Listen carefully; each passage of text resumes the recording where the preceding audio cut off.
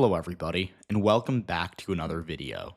In today's video, we'll be taking a look at the 2024 presidential election in the state of Pennsylvania. I got a comment on a video a couple days ago, and this commenter asked me to do a video doing a deep dive on Pennsylvania, and per that request, I will be doing that today. Again, please, if you have a suggestion, comment it. I will likely do it. So, let's talk about Pennsylvania. Pennsylvania is obviously, I think, the most important state in this election. It's 19 electoral votes, and it's pretty difficult to see a path for either candidate without Pennsylvania. It's a bit easier for Trump because, in theory, if he were to lose Pennsylvania, assuming he won Nevada and Wisconsin and Georgia and North Carolina, he'd win the election. So it is a bit more important for Kamala Harris than it is for Trump, but both candidates, likely whoever wins Pennsylvania, will win the election. So in 2020, Biden won the state by 1.2%, which was a margin that was a little closer than expected. I think I had Pennsylvania, my final prediction, going to him by around 3 points, and the polls had him up by a lot more than that. But this wasn't, I would say, a bad performance. He didn't lose the state, and again, Pennsylvania in 2016 did vote for Trump, so it did flip blue. But Biden won in Pennsylvania, not really because he did better than Hillary Clinton in the rural areas or the working class areas. If you look at how the state trended, again, in the eastern part of the state, Biden did very well. But again, in the rural areas, it's kind of a mixed bag. And if you look at the areas that are kind of outside of Pittsburgh, there was also a mixed bag. Biden, as someone who's from Pennsylvania, didn't necessarily get the boost among working class voters that he would have liked to get. And for Kamala Harris, I think that's an immediate problem you see with her. She doesn't get the home state boost that Biden had here. And on top of that, in the polls, this is changing. She actually does pull better with white voters than Biden. But initially, the group where she fared worse, the worst compared to Biden, was with white voters. And Pennsylvania is a state that is very white, and Democrats need to hold up well with white voters to be able to be competitive statewide. And so that's the immediate concern that I have for Kamala Harris in this state. So the first thing, if you're kind of keeping track at home, if you're thinking what's a good path for Trump here, if he can do 2, 3, 4 points better in all these counties in the West, not including Allegheny or Erie, which are more urban, we'll talk about those later in the video. But if he can do well in these redder counties, he can win the state, even if he doesn't improve in Philadelphia. So again, because in 2020 he only lost it by 1.2%, and again, better, compared to expectations, he did better than I think a lot of people expected him to do in the western part of the state, but he can definitely swing it more, because if you look at some of these counties, they're not maxed out for him yet. There are areas where Harris can fall, and that could be a problem for her. So that is an example of, I think, something Trump can do. Now, to kind of counteract that in western Pennsylvania, Kamala Harris has an advantage in the state's second largest county by population, I believe, which is Allegheny County. Allegheny County voted for Joe Biden by 19 points in 2020, or by 20 points, excuse me. And what's really interesting is if you go to the Senate race in 2022, this county was huge for Democrats. John Fetterman won it by 28 points. That's an 8-point swing in this county. As you can see here, in a midterm election, he added 163,000 votes out of here. And obviously, higher turnout in the presidential year makes it so you cast more votes. But again, Biden only netted, I say only because it wasn't bad, but he only netted 150,000 votes out of this county. So Fetterman, despite lower turnout, netted more votes. This county did trend left, so I think there's reasonable expectation for Harris to improve here. So I could definitely see, especially if Kamala Harris can get better turnout than expected within the city of Pittsburgh, potentially from black voters, which in 2020 in Pittsburgh, black turnout was good. It could have been better for Democrats. That could be an area where she can improve and kind of counteract potential swings around this. That can cancel out. And now to kind of go to the central portion of the state, which I think is, a bit less consequential than the West or the East. We'll talk about that. So the two blue counties you're seeing here, you have Center County, which is where, the University of Pennsylvania, Pennsylvania State University is. And then Dauphin County is where the capital city, Harrisburg, is. And so in 2020, both these counties were pretty good for Biden, but actually in Dauphin did very well. He swung it 6 points to the left.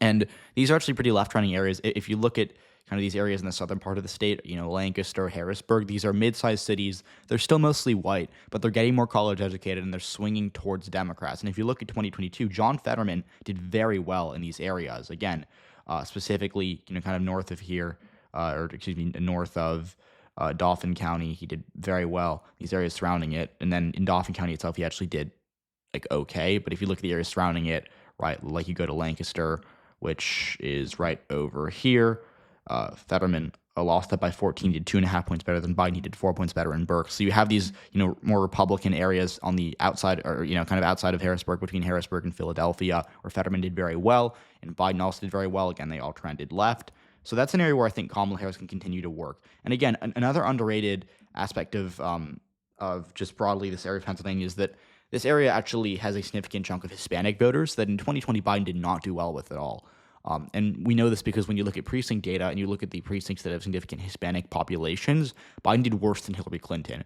Kamala Harris polls better than Biden with Hispanic voters. If she can translate that to Pennsylvania in this area, we could see minor shifts towards her. But really, these areas are still majority white. Harris is still going to have to win over white voters. And there's kind of two paths to doing that. I think either she can hope to do, to kind of max out her numbers with college-educated white voters. These voters have been moving these areas to the left. In 2020, Biden did very well with them. Or Kamala Harris can, try to really play into some sort of appeal for non-college educated white voters, working class voters. But as I said, in Western Pennsylvania, that could be a problem for her because these voters are already trending right. They may not be receptive to her.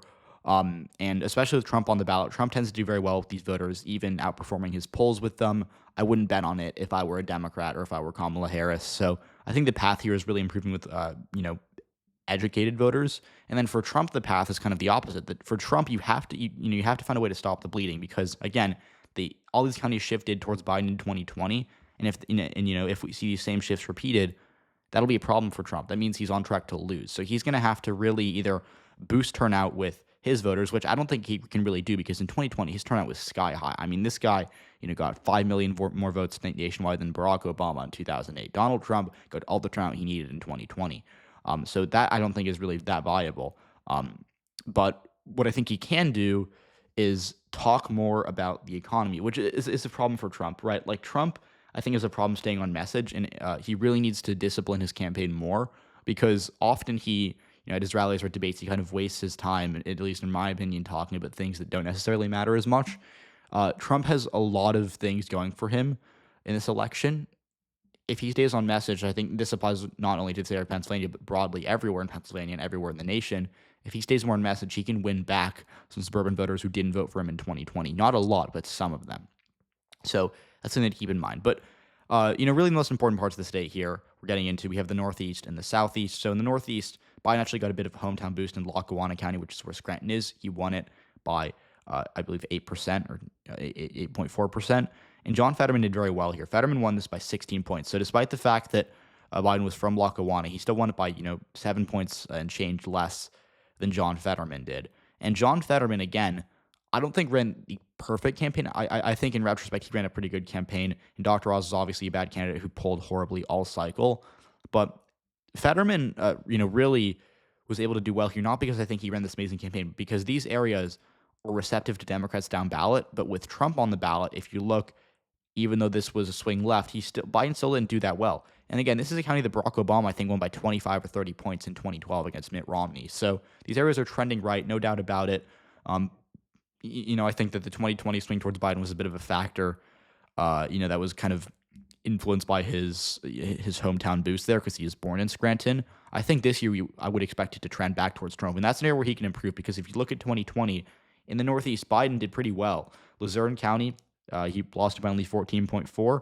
Fetterman, again, did pretty well here, only lost it by 9. That's an area with Trump on the ballot, you'd expect it to be a lot more Republican. So in the Northeast, I think this is an area where Trump can definitely improve. I'd expect him to improve here, and that's going to cut into the margin a little bit. But, really, as it does in most cases, it really comes down to the biggest city and the biggest city's metro area, and that's Philadelphia. So Philadelphia itself actually, to kind of talk about this first, trended towards Trump. So in 2016, Hillary Clinton won it by more than Biden. And it actually did move to Trump by a good amount. It wasn't like a 0.2% swing. It was a 3.5-point swing. Trump did better here than a lot of people anticipated.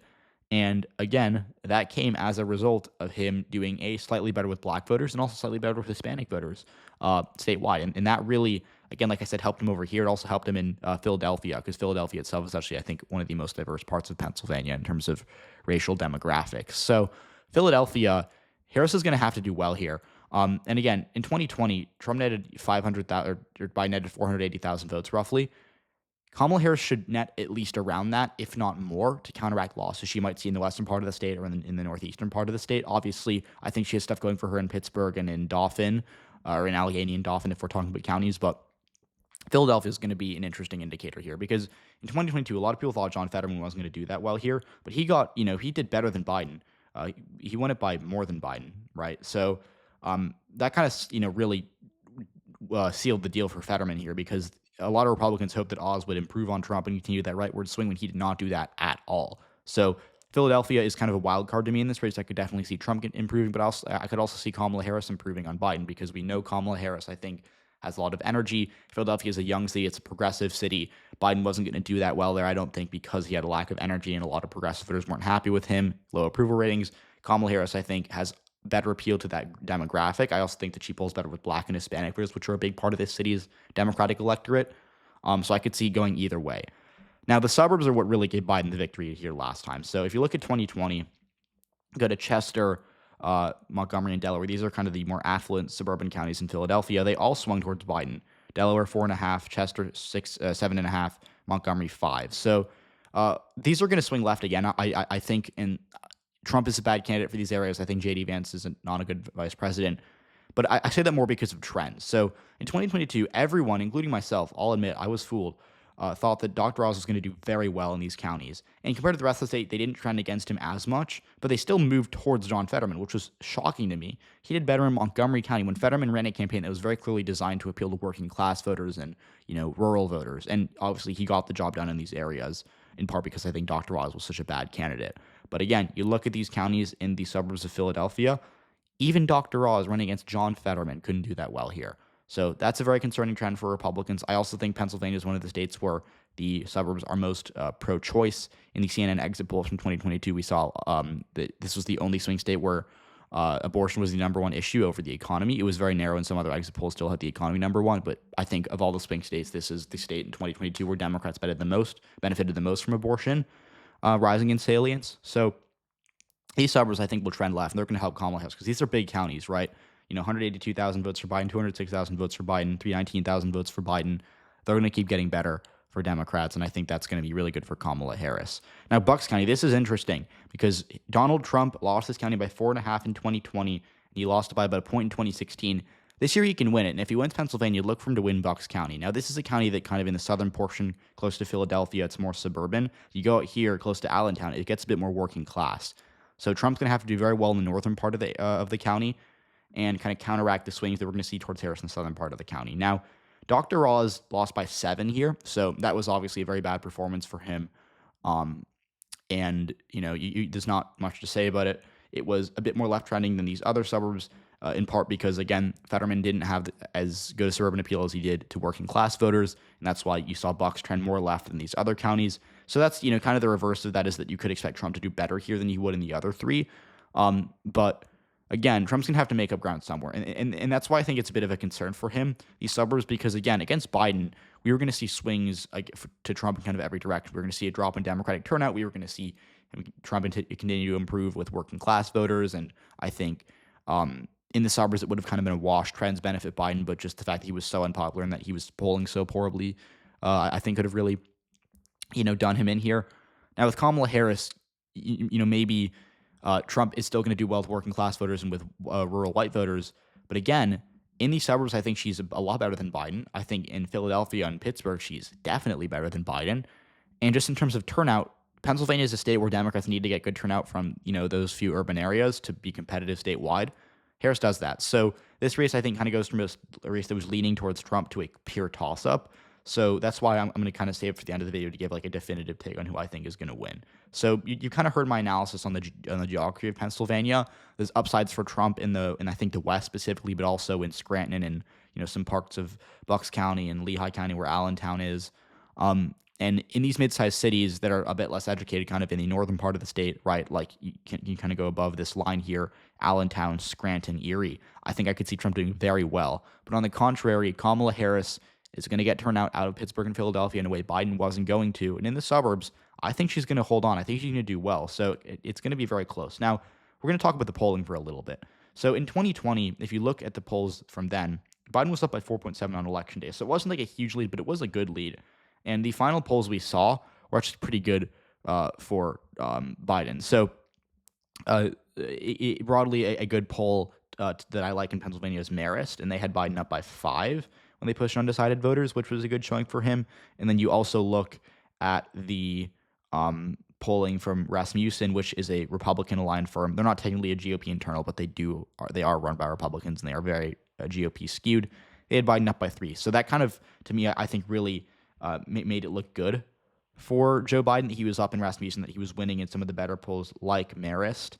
But on the day before election day, we actually got a Susquehanna poll, which this is one of the best polls in Pennsylvania. They're a local poll. They're kind of an in-state firm. They don't do national polls, I don't think, but they polled Pennsylvania and they found Trump up by 1. And I remember seeing that being like, wow, this actually could go to Trump. So Biden in the final week did very well in the polls, but this last poll is definitely a good sign for Trump that he was up by 1.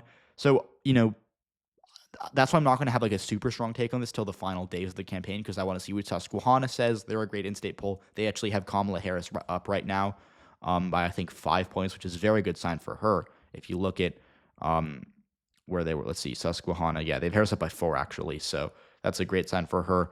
And then we also have to talk about New York Times Sienna.